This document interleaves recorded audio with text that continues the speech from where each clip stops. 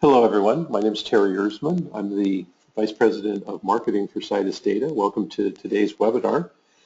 Before I turn it over to Jason, our presenter, I just want to go through a little bit of housekeeping. So first of all, I'd like to make sure everyone can hear us. So if you can hear me, would you please raise your hand in the GoToWebinar console? Great. I see a bunch of hands. Thank you very much, everyone. So we will be recording today's webinar, and we'll send you a link to the recording within 24 hours. So if you miss any of it or you want to review any more, you'll have a chance to do so. If you would please submit your questions into the questions chat window in GoToWebinar.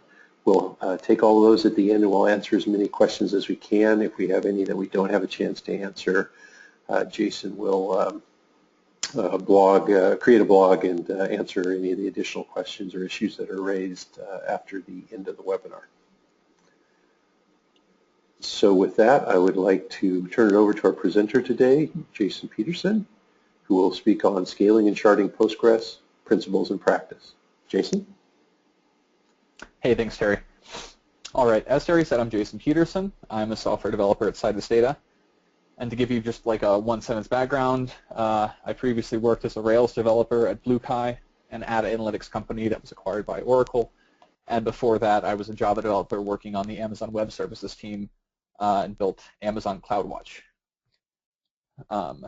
So now I'm at Citus Data, and I work on a sharding solution. So first I'm going to talk about what we talk about when we talk about sharding. It's in the title. It's in a lot of blog posts. It's a word that's thrown around a lot. It's a technical word, but it gets muddied up by various products. So I want to make sure we're on the same page here. And what I'm talking about is horizontal partitioning. At its core, we think sharding is about horizontal partitioning. But what is horizontal partitioning? You're probably thinking I just moved the definition to another word that is equally ambiguous and thrown about. So we're going to go to Wikipedia, the font of all knowledge, and we're going to see that horizontal partitioning involves putting different rows into different tables. That is perhaps even more generic than anything you had in mind. So we're going to go and see what it says about sharding. It goes beyond this. It does this across potentially multiple instances of the schema. Okay, Wikipedia, what does that mean? What's a schema? Is it what we mean in Postgres? Is it some more generic sense?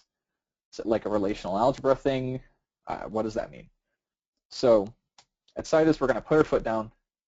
We are going to define sharding as a form of horizontal partitioning which distributes database rows across totally separate physical database servers. That's our definition, which I like.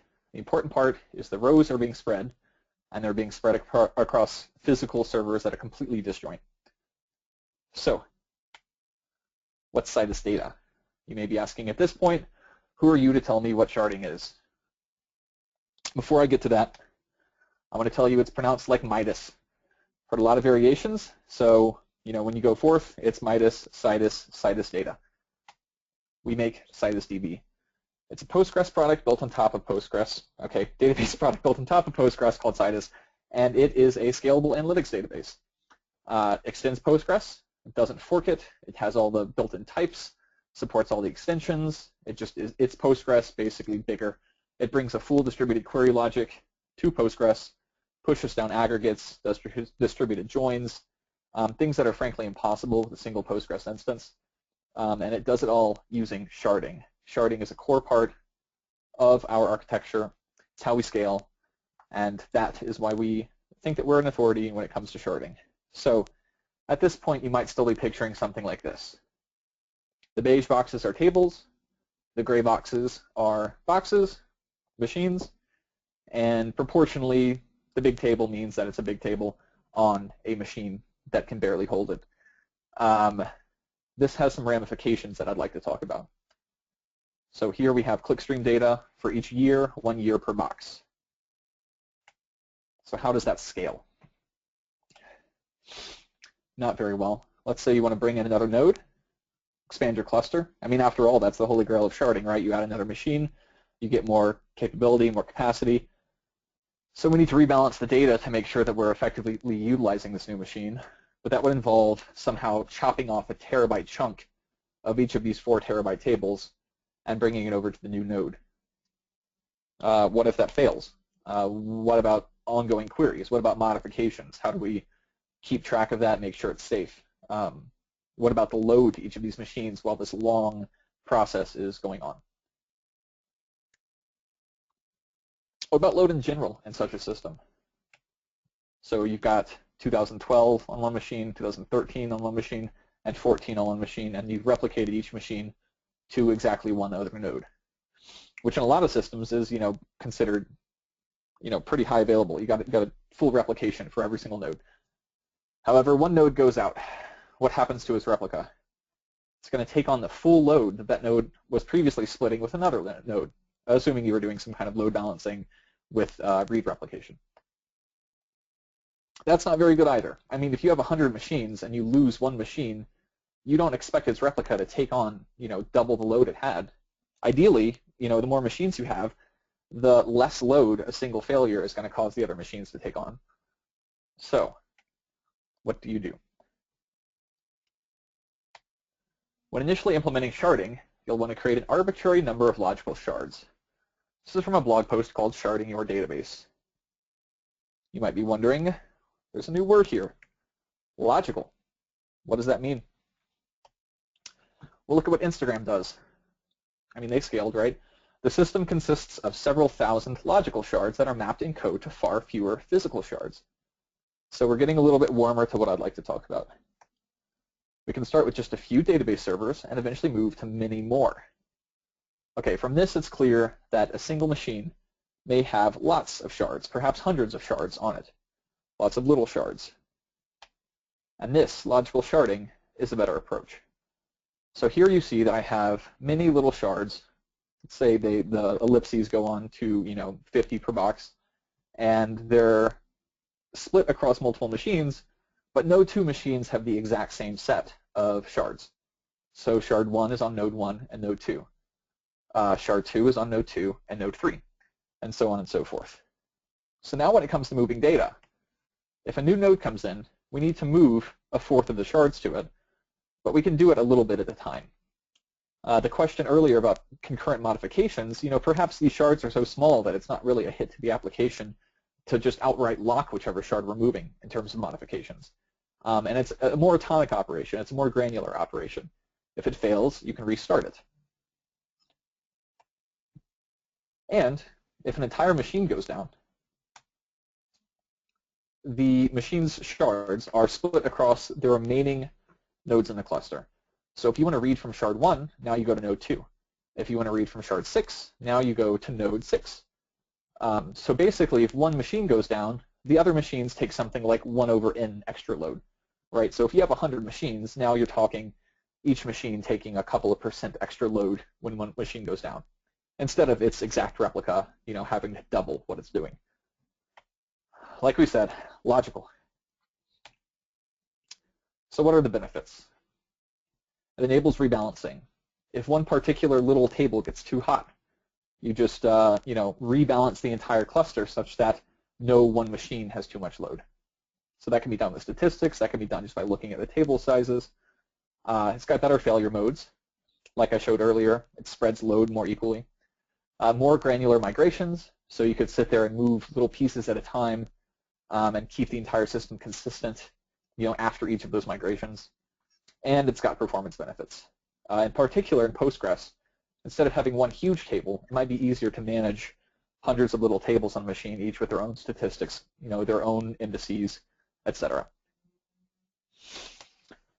But wait, I don't want us to get ahead of ourselves, because you can get in over your head if you're not paying attention in the scaling space. There are some concerns about sharding, and I want to make sure to address them before we go forward. It's an operations burden. Got a lot of machines, more boxes talking to each other, kind of quadratic behavior in terms of network connectivity. The more machines you add, each one increases the risk of any one machine failing.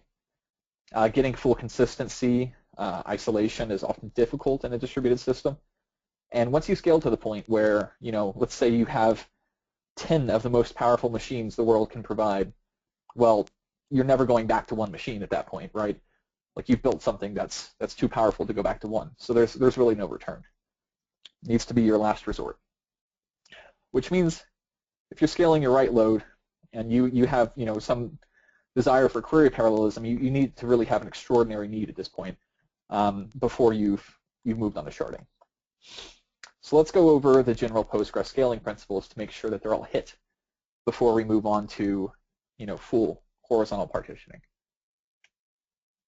At this point, you should have already optimized your application logic. This means adding caching using connection pools.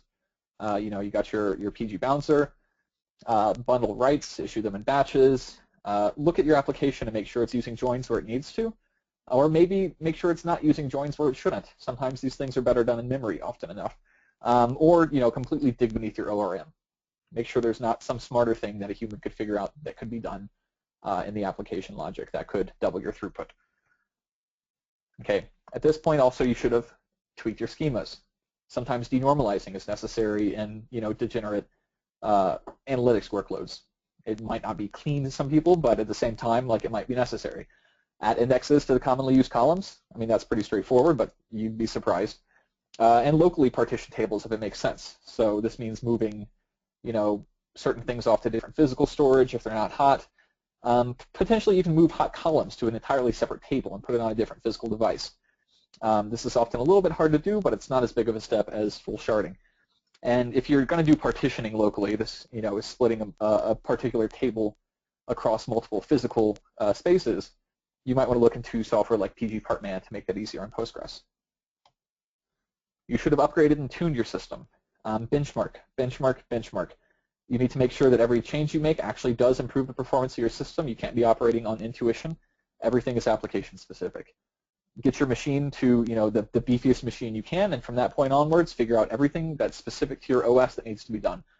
This is too much to go into right here, but there's ample literature on Linux things, scheduling, transparent huge table support, all sorts of things that vary per workload that you need to see if they're good for you or not good for you.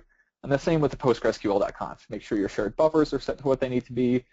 Make sure that your connection settings, your work memory, all that kind of stuff is set to within an inch of its life. This is a very complex domain, and again, it's very application specific. I'm not going to go into it here, but this is something that can have huge wins before you go into a system where you've decided to bring multiple machines into the mix. And speaking of multiple machines, you should have tried replication. Sharding is a step above this. If you just need to have better read throughput, maybe add a read workload replica.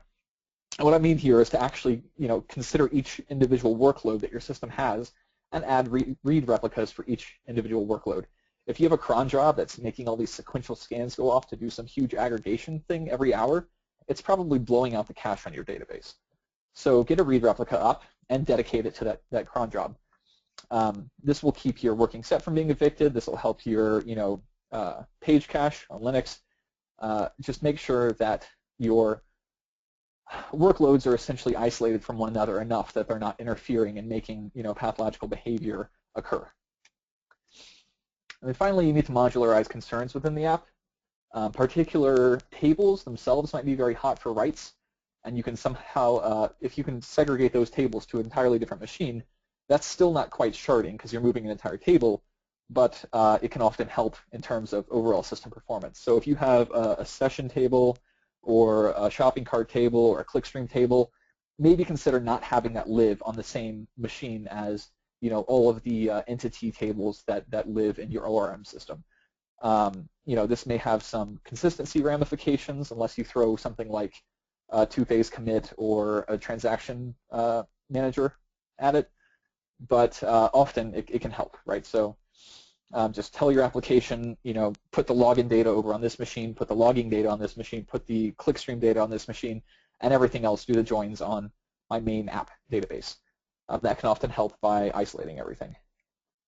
So when you've gone through all of these steps, and you're on the best hardware, you've tuned your OS, you've optimized your queries, you've got connection pooling, you've got caching, maybe you've pulled out some columns to certain tables so that way you don't have to include them in every query or they don't mess up your caches. You're still worried about scaling? At this point, your solution is to move to sharding. So how can we do this in Postgres? you can always just do application level sharding. Like I said, I used to be a Rails developer, and I was quite fond of this octopus gem that's out there. It basically lets you kind of declaratively say, you know, these models are sharded, this is what they're sharded on, this database is a read replica, and it kind of sits there at the active record layer and acts as a interlocutor between you and your sharding system. The downside of that is it's just in Ruby. If you have, you know, a Go server or some kind of Java server that needs to talk to the same database, it needs to know how that Ruby gem is doing its sharding. It can make you less agile to be able to not move around between languages like that or do a migration in the future if you're stuck, you know, with some particular sharding implementation that's, you know, maybe got the quirks of the language into it. You don't want to have to think about, oh, well, how does the rounding mode in Ruby work, and is it going to actually shard to the same value in, you know, Java when I apply a certain hash function. The database is entirely left in the dark when these guys are in play. It doesn't know anything about the sharding. And often these things shard everything. So this would be the instance where you actually, for each user, you move every single item related to that user to a different machine. And that can work. It makes things like joins very easy, right? Like if your application is never doing joins across objects owned by different users, then like sharding it by user ID on every single machine could work, but that's not a very flexible solution for everyone. So, you know, we wanted something more general. And we looked at what was available. And there is some prior art. We have PLProxy, which was built by Skype, with the stated intention that they wanted to have 1 billion concurrent users in their system. PLProxy will not manage your workers for you, though. It won't automatically create the tables needed to receive the data. It doesn't do this logical partitioning thing with the many small tables per machine. And the one big thing for us is it's got this everything's a function ramification on query design. In particular, PLProxy is implemented using a language extension in Postgres. It shows up as its own language to let you write stored procedures. So here's an example of what it looks like to get a user's email within PLProxy. There's basically this cluster keyword. It tells you which set of machines you're going to query. There's this run on statement, which basically says, you know, here's the value I need to hash to figure out which machine to hit, and then you actually run the query. I mean, this works, and it's certainly a solution, but it has some pretty severe ramifications to the application layer. In particular, this is what it looks like to insert a new user. So it's one thing to do, you know, select with a statement. It's kind of another thing altogether to tell people that they need to wrap all their modifications and functions. The first function here is what is installed at all the worker nodes. And the second function here is what's installed on the master, or as PLProxy calls it, the proxy server. So basically, a statement comes into the master and says, I'd like to insert a new user. It hashes the username, and then it goes through to the machine that's actually going to service the query, and then it runs that top function, which actually inserts the row, and then, you know, mocks out a select one, which, you know, tells it, oh, I've inserted one row. So this is what your application looks like now. Everything's a select. Everything is behind a function. And, you know, there's a purist philosophy that says this is how a lot of application, you know, interaction with the database should be done. Everything should be wrapped in a defined function. But many application developers aren't going to like this kind of CRUD or rusty-looking interface to the database. And in particular, it's going to be very hard to get to operate with, you know, out-of-the-box ORM solutions. So with that in mind, what's in the market right now, what is our dream solution? Well, we wanted something that created and managed all the tables for you. We wanted something that lets you use regular Postgres commands, none of this select, you know, function name. We wanted to support replication and failover. This means that if a query fails in the middle of execution, that we can dynamically find something better to do without having to completely fail the query. And we wanted it to be compatible with the way CitusDB lays out its data. So it can almost act as an overlay on top of Citus to augment its capabilities for real-time inserts and updates and deletes. And so what we came up with is called PG Shard. And this is an open source Postgres extension. It's on GitHub. We released 1.1 in the last month. We're aiming for quarterly releases. We're opening it, you know, up to everyone, developing in the open. And it hits all the points I just mentioned. And the motivation, as I said, is a real-time ingest for Citus. We had one customer build their own solution that read the Citus metadata and determined how to do inserts. And we said, okay, well, I mean, that's nice, but not everyone needs to do that. We had a second customer do the same thing, and we started to get worried. And then the third customer said, can we do real-time inserts? And we said, we should probably be doing this for you guys by now, because we really didn't want to be supporting a bunch of ad hoc things that our customers had put together. So, and the other elegant thing about this is it's a great NoSQL alternative. Being able to do JSON-B inserts in particular to different shards almost makes it act like a Mongo replacement, and often faster and with better consistency guarantees than Mongo. And so we went out and asked the users what they wanted. And a lot of them said, we want dynamic rebalancing, we want dynamic scaling, we'd like automatic failure handling so the queries come back okay as long as one replica could be read. And we don't care so much about transactions. I know there are other solutions out there. The Postgres XCXL line has a distributed transaction manager, two-phase commit, and that's certainly one philosophy. But for us, we wanted high throughput. We needed just to be able to do row-by-row inserts, and the idea of having an overarching transaction was not as important to the types of customers we are courting. So this is taking a different tack, which is simple and basically doing the type of routing that PLProxy does, but with all the benefits of automatic rebalancing, automatic scaling, automatic creation of shards, healing of shards, that kind of stuff that PLProxy left up to ops. And we've talked about sharding for a while. It's time to get into the principles because there are certain upfront architectural considerations that are important here. So let's revisit the basic ideas here. At its core, sharding means you need to know where to put the row.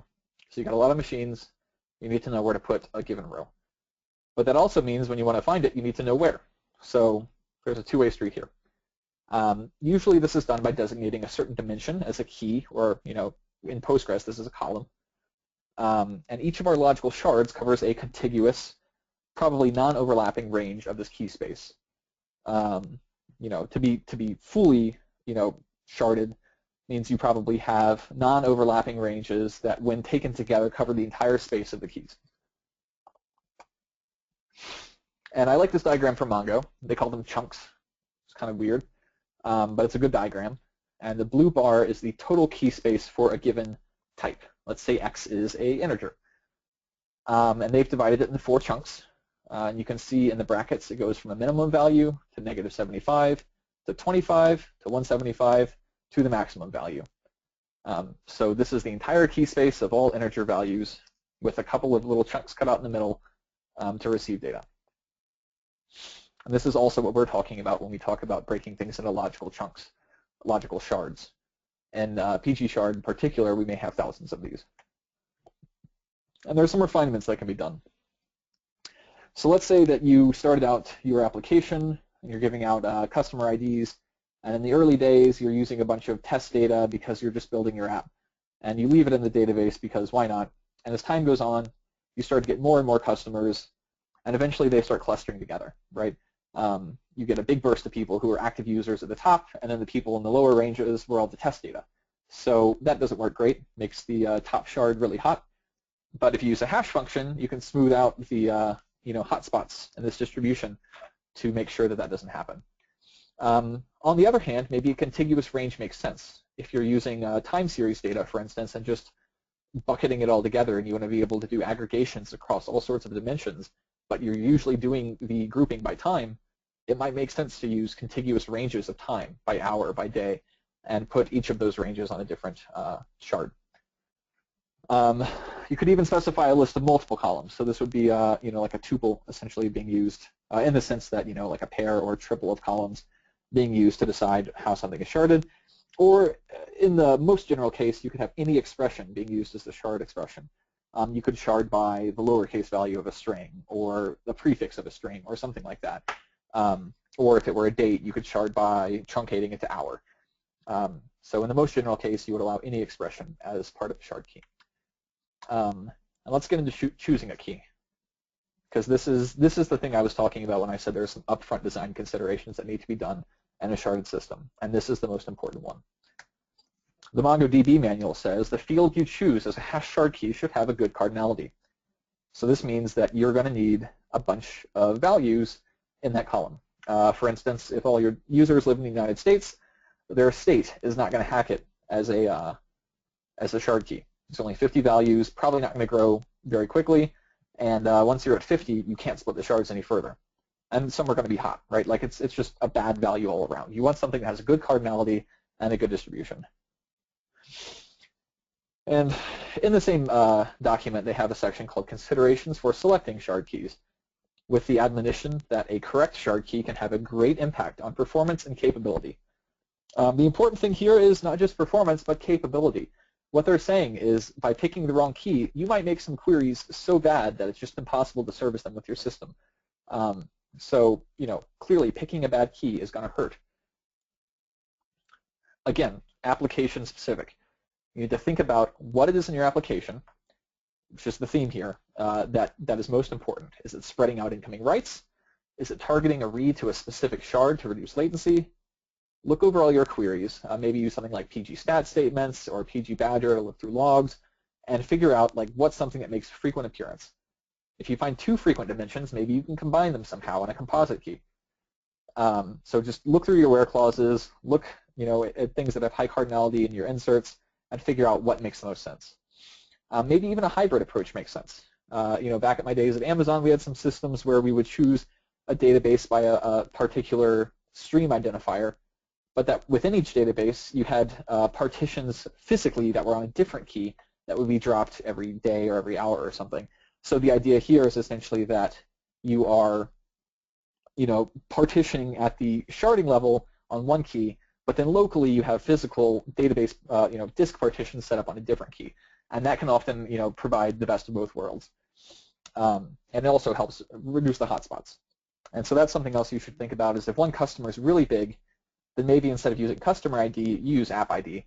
And if you design your application in such a way that maybe you don't need to do cross-app queries, then sharding on application ID is essentially a better way of sharding on customer ID. This might be for some kind of value-add service that, say, provides analytics for iOS apps or something, right, where you have a bunch of apps that each customer owns, and so then the app IDs are essentially already implicitly bounded by the customer ID. Cost of the poor choices. You could have cross-shard scanning. So this is where no query hits a small number of shards, because to answer any of your common queries basically requires you to hit every single node in your cluster. Picking a low cardinality, like the name of a state in the United States, could limit ultimate scalability. Like if your California or New York or Texas key gets too hot, you're not going to be able to split that unless you move into something else that is a subset of that, say like zip codes, but maybe they span state boundaries. I don't even know. So then you could have problems doing the switching, because then your nodes need to talk to one another to make sure that they have the right data after the switch. The switch is very burdensome. It's often hard to do operationally, hard to keep live, consistent. So this really is the most important upfront choice when it comes to designing a sharded system. So back to PG Shard. Let's talk about how this works. If you guys want to get a hold of it, you can go to our GitHub page. It's at github/citusdata/pg_shard. You can also install it using the pgxin client if you have that. That will just build it and install it on your local Postgres instance. If you're using a Red Hat derived distro, there's a yum package that you can just install pgshard 9.4. That's for compatibility with Postgres 9.4. There's also a 9.3 available because we built for both. And there are CloudFormation templates available on our blog. Those are definitely the easiest way to get started and play with this, because it's just a one-click thing. You sign into AWS, you pick how many worker nodes you want, what type, and what region, and then you get started. It's deployed for you. And here's what the cluster looks like. There's a master node with a single simple table that keeps track of where the shards are and whether they're healthy, what type of values they contain. That kind of stuff is all in the master node. And then there are a set of homogeneous worker nodes, each of which have many logical shards. So this is very similar to PLProxy, except our proxy node is not just proxying to the shards, it also keeps track of which ones are healthy, unhealthy, have replication.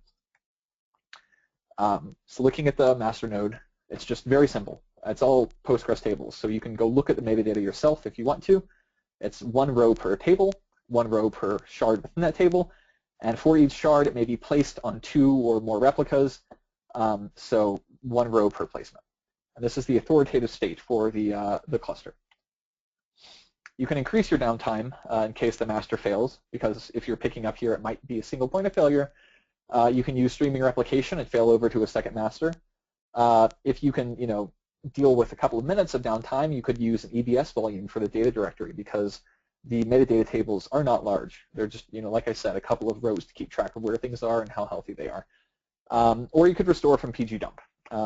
Finally, if you're, not taking the above precautions and your master fails, you can actually go and look at all the worker nodes and figure out the names of the shards and where they are placed. And you could even try to rectify which one's the authoritative one and which one might be degraded, and rebuild the health information and place it back on a master and get started. We've done this for a customer who did not have the above precautions in place, and it's hard, but it works. Like I said, here's our metadata structure. For instance, this is in the PG shard distribution metadata shard table. Very straightforward. It just has a min value. So here we're looking at a int 32. So from -2 billion to +2 billion. And you can see, values within each of these ranges are stored in each of these shards. And then the storage type, it's a plain table. The relation ID, that's the OID of the table that's being distributed. And then in the far left, we just have a shard ID, which is just an opaque identifier. And then the worker nodes. These are, again, plain Postgres tables. Everything is Postgres. There's no special thing here. And the logical shards are placed on the nodes, which is why we call them placements. The names of each of these logical tables is extended by a shard identifier. So if your distributed table is called click events, then you may have click events 1001, 1002, 1003, and these would correspond to shard number 1001, 2, 3. And again, for 1001, if you are replicating the 2 nodes, you would have 2 placements for that shard. And we also propagate the indexes, the constraints, everything about the table is pushed out when you distribute the table to make sure that each of the remote nodes benefits from the type of schema information you want included in your application. Now, if a worker fails, we handle this for you. They're marked as inactive. So if a modification to a worker fails, we're going to say it's unhealthy, please don't touch it.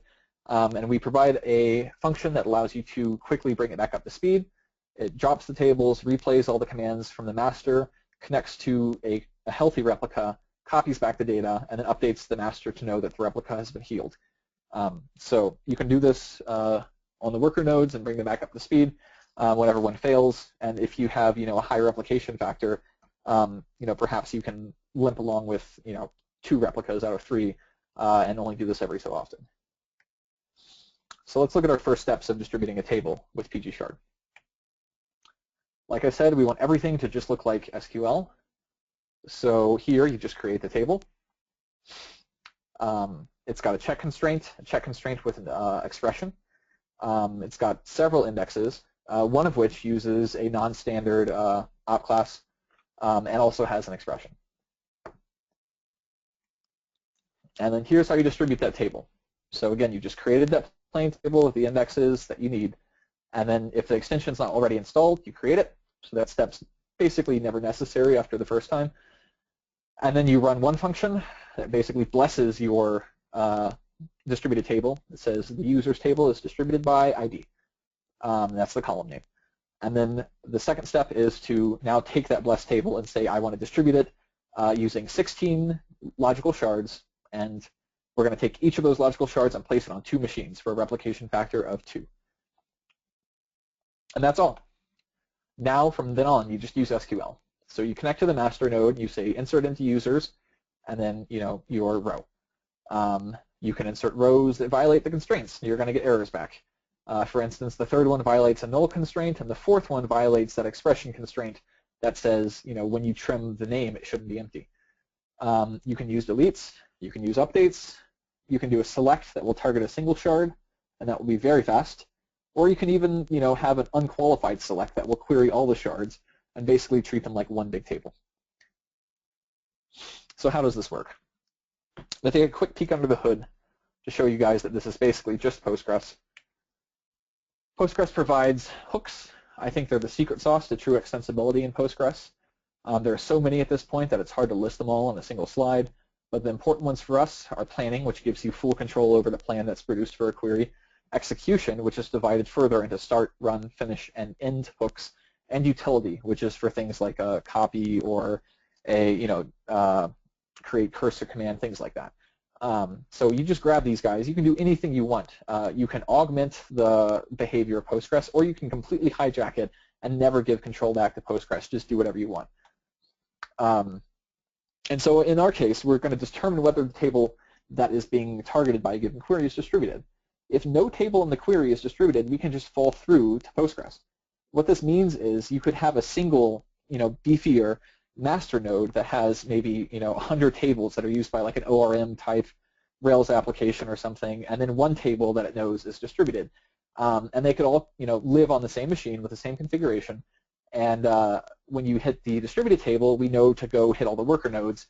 But whenever you make a query against the normal entity tables for your ORM application, we say, oh, these aren't distributed. We just fall straight through. So that enables a kind of powerful hybrid approach. You find the shards that are involved in the query, and then you deparse to the shard-specific SQL.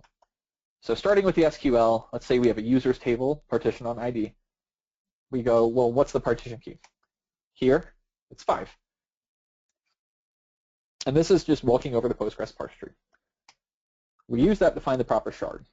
And this is, some SQL kind of pseudocode that you should be able to understand given the previous picture of the metadata. But internally, we're actually using the same constraint exclusion method that the first class partition keyword uses in PostgreSQL. So this is important because we're basically recycling the same constraint exclusion mechanism that it would use to find a local partition, and we're just doing it for distributed. So this is to show that we are committed to using the Postgres stuff when possible. And here we're going to deparse it back into shard-specific SQL. So now you can see that we're inserting into a specific logical shard. And again, we're using the deparsing logic that PostgreSQL provides. We don't, write our own. It's, rebased on top of every release. And then you mark it to send it out to the placements. And from that point onwards, 2 different things can happen. Based on whether it's a modification or a select, we have different behavior. For a modification, we have certain locks that enforce safe commutation of operations. We visit the replicas in a predictable order. This is important for things like uniqueness constraints. And we also have a per-session libpq connection pool. libpq is the internal Postgres library for connecting to Postgres servers. And we basically maintain this connection pool at a session level. So once you've used a bunch of the shards, those connections stay alive and make subsequent queries much faster. And if a replica errors out, we mark it as inactive during a modification. So for our example, let's say the client connects to the master, and it says insert into customer reviews, which we know to be a distributed table. The master looks up, where is shard 6 for customer reviews? Because it knows that that's the shard involved in this query. And it connects to worker node 1, worker node 3, and let's say that worker node 3 fails. Well, worker node 1 succeeded, so the client is going to be told that the query succeeded. They don't know any better. And worker node 2 wasn't involved whatsoever, and worker node 3, since it failed the query altogether, it's now behind worker node 1's copy of this replica, so we're going to mark it as unhealthy. So internally, we mark shard 6 on worker node 3 as inactive, so it will not be queried until it's healed. And as I said, the query goes back to the user as successful because the modification did take place in the remaining shards. Modification semantics, we have a read your own rights consistency, which means in a certain session, if you write something and read it right back, you're always going to see it, always. You may see a stale value if you happen to hit a later replica that is being written to by a concurrent write, but you'll never see kind of it flap to one value and flap back. It's a read your own rights forward consistency. And the safety in terms of concurrent modifications comes from the commutativity rules. You can reorder the selects and inserts with the caveat that the inserts need to go to a predictable order across the replicas. You cannot reorder updates and deletes. So for those, we make sure that the shard being updated or deleted is prevented from having inserts go to it while updates or deletes are being performed. But again, having many logical shards helps that mean that those locks are more granular. And for select, we have two modes. One is called targeted select. This is where you have determined through the constraint exclusion that only a single shard is involved in the query. So you're going to go talk to that shard, basically proxy straight through to it. If it succeeds, you give the data back to the user. If it doesn't, you're going to fail over to another replica, and you can silently do so. And because this is just a read-only operation, we don't modify the state if a failure occurs. And this is a common key value access pattern, very similar to like what you would see with Mongo. Or a silo data store where you have different machines for each app ID or something. So in this case, the query comes in. We connect to one machine. It's going to go to shard 3. And let's say that worker node 1 fails to serve as the query from shard 3. We're not going to mark it as unhealthy. We're just going to silently fail over, still in the context of the end user's query. And we're going to move over to shard 3 on worker node 3. And if it comes back healthy, it's just going to return to the user, and the user is going to get their data back. The second select mechanism is a distributed select. We've implemented this in a rudimentary fashion in PGShard, just to give the capability for those who need it. It will pull the data to the master and perform a final pass on the master's local copy of that data. This can mean that for a very large data set, this could be a bad idea.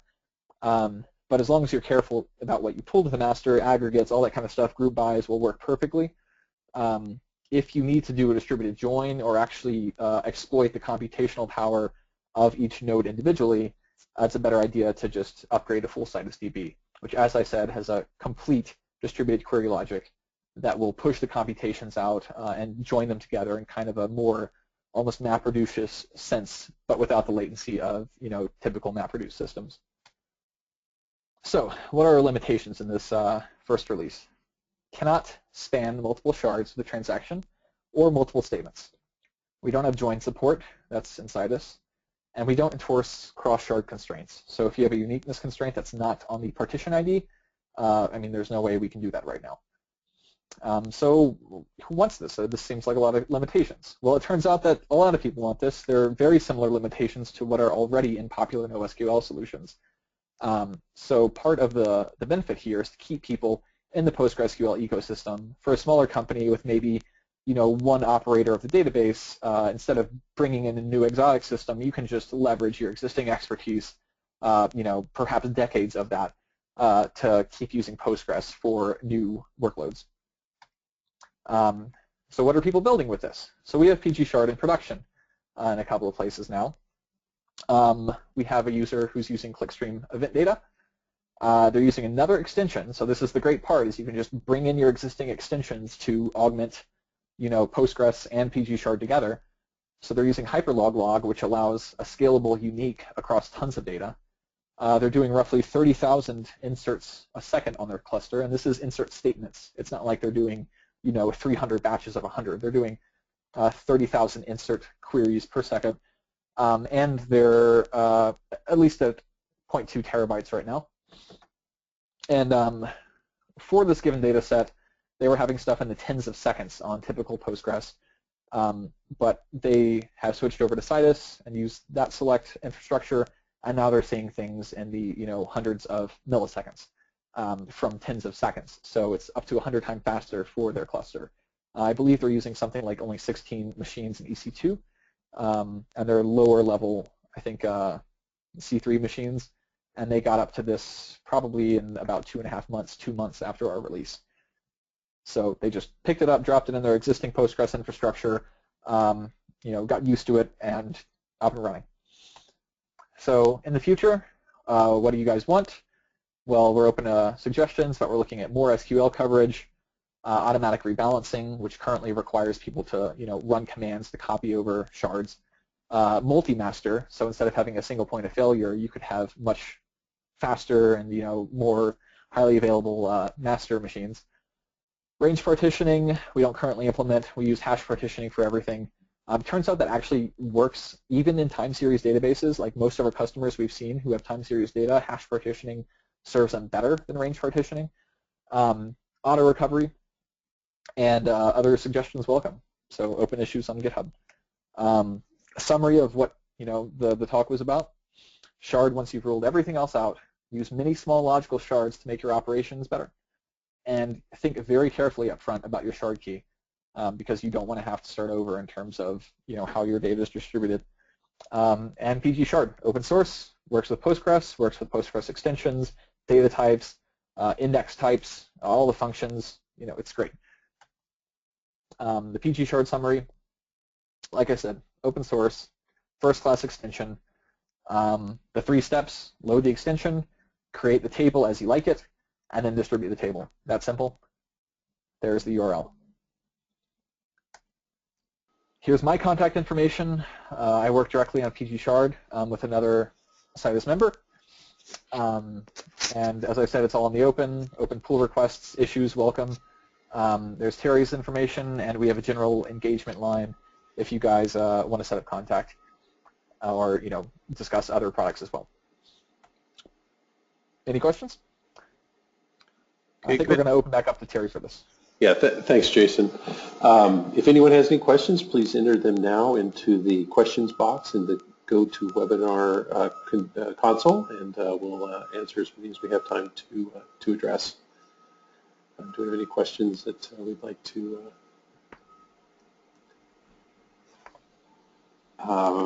So the first question, Jason, is are you going to add join support?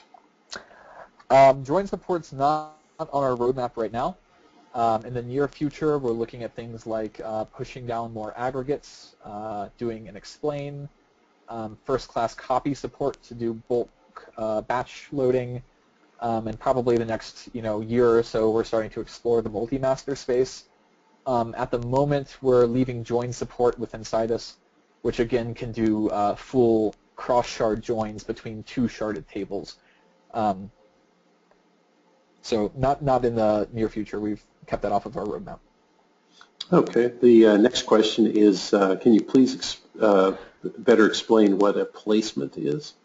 Yeah, that's it's pretty straightforward. It's just we refer to the shard as kind of this logical concept of a subset of the data without thinking about what machines it's on. So a shard might cover the values from 100 to 200. So that's the shard. It's this kind of abstract idea of a chunk of the data. But then a shard lives on 1 or more machines, and those machines are referred to as placements because we say we have placed the shard on that machine. So if you have a replication factor of 2, and maybe you have machines alpha and beta, then that shard from 1 to 100 could be placed on alpha and placed on beta. And we would say, there's a placement that lives on beta, and there's a placement that lives on alpha. So it's basically just the term for a shard and like where it lives. Okay, good. Do we have any further questions? I mean, to put it in more of a databasey context, like a distributed table has many shards, and a shard has many placements. So it's kind of a nested one-to-many hierarchy. Okay, good. Well, it looks like that's the questions we have for today. So, Jason, thank you for today's presentation. And once again, we did record today's webinar, and we'll send out a link within the next 24 hours to the webinar recording. If you'd like to review it again, or I think we may have. Oh, yeah, we actually have another question here. What about MPP?